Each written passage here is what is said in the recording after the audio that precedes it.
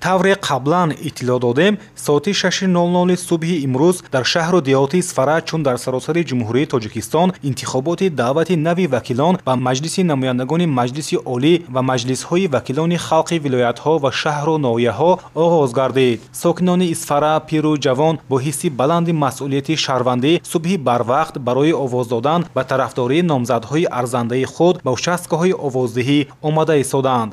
дар ҳама участкаҳои интихоботии ҳавзаи Исфара рақами 20 барои ба таври демократӣ, шаффоф ва ошкоро баргузор шудани интихобот тадбирҳои амалӣ роҳандозӣ гардидааст. раванди овоздиҳӣ дар интихобот мутобиқи қонунҳои амалкунандаи ҷумҳурӣ ҷараён гирифта, барои интихобкунандагон тамоми шароити зарурӣ фароҳам оварда шудааст. ибтидо аз соати 6 дар участкаи интихоботии рақами 12 ки дар бинои раёсати омори шаҳр ҷойгир аст, маъракаи интихоботи вакилони Маҷлиси намояндагони Маҷлиси олии ҷумҳурии Тоҷикистон ва маҷлисҳои маҳаллӣ муташаккилона шурӯъ гардид. раиси ин участкаи интихоботӣ Атохон Хоҷаев изҳор намуд ки дар фазои солиму ором, шаффофу беғараз баргузор кардани ин маъракаи муҳими сиёсӣ яке аз ҳадафҳои асосии мост. ба ин мақсад дар участкаи интихоботии рақами 12 барои райдиҳандагон тамоми шароити мусоид фароҳам оварда шудааст. дар ин ҷо утоқи махсус барои модару кӯдак, нуқтаи хизматрасонии тиббӣ, утоқи махсус барои шахсони дорои имконияти маҳдуд ва ҳамчунин шароити мусоид барои намояндагони ҳизбҳои сиёсию нозирони дохилию байналмилалӣ фароҳам оварда шудааст. фаъолнокии интихобкунандагон дар ҳудуди участкаи мазкур бештар ба назар мерасид ва то соати 12 дар ин ҷо аллакай зиёда аз 60% мардум мавқеи худро нисбат ба номзадҳои пешбаришуда ва рӯйхати ҳизбҳои сиёсӣ муайян карданд. маъракаи овоздиҳӣ дар қитъаи интихоботии рақами 35 ки дар муассисаи таҳсилоти миёнии умумии рақами 18 ҷамоати деҳоти Зумрад ҷойгир шудааст, давоми рӯз муташаккилона ҷараён дошт.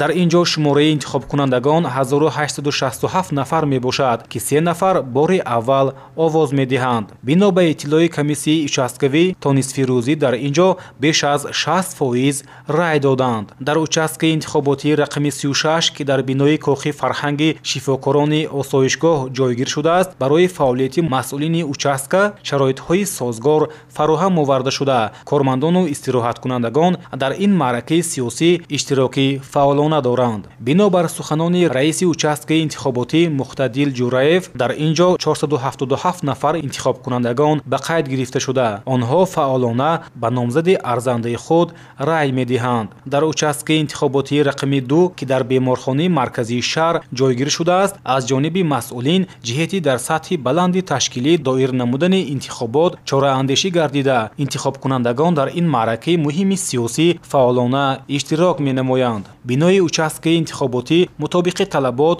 ҷиҳозонида шуда, бо маводу таҷҳизоти зарурии коммуникатсионӣ таъмин гардидааст. дар ҳудуди участкаи интихоботии рақами 18 ки дар муассисаи таҳсилоти миёнии умумии рақами 69 марказии шаҳр ҷойгир шудааст, 1800 нафар овоздиҳандагон ба қайд гирифта шуданд ки 6 нафар бори аввал овоз медиҳанд. дар ин ҷо барои саҳлгардонии мушкилоти ашхоси кӯҳансол ва бемории бистарӣ дар мавриди райдиҳӣ қуттии сайёр ва нақлиёт ҷудо карда шудааст.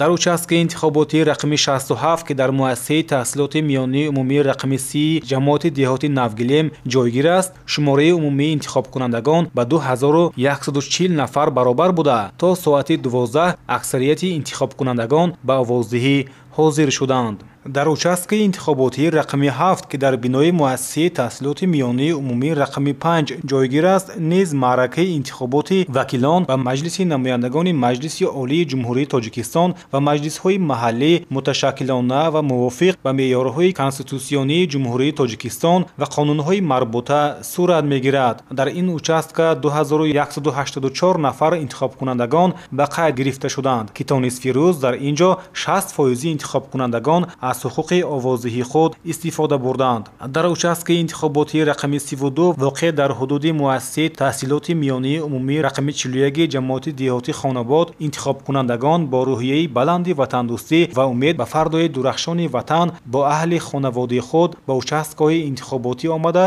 ба номзадҳои арзанда овоз дода истоданд. раиси участкаи мазкур Зарина Лазизова зимни суҳбат иброз дошт ки иштироки шаҳрвандони мамлакат дар интихобот интихобот имконият медиҳад ки онҳо дар қабули қарорҳо оид ба ояндаи давлат бевосита иштирок кунанд. аз ин рӯ овози ҳар яки мо метавонад нақши муҳим дошта бошад. зимни шиносоӣ бо раванди овоздиҳӣ дар участкаҳои интихоботии рақамҳои 25 ва 26 дар ҷамоати шаҳраки нефтобод маълум гардид ки сокинон бо рӯҳияи идона шукргузорӣ аз фазои орому осуда ва суботи ватан бо чеҳраи кушода ва табъи болида вориди қитъаҳои овоздиҳӣ мешаванд. дар ин ҷо барои интихобкунандагон тамоми шароит фароҳам оварда шудааст. овоздиҳӣ дар участкаи интихоботии рақами 29 воқеъ дар муассисаи таҳсилоти миёнии умумии рақами 40 дар вақти муқарраршуда оғоз ёфта иштироки фаъолонаи шаҳрвандон мушоҳида мешуд. дар ин ҷо 900 нафар интихобкунандагон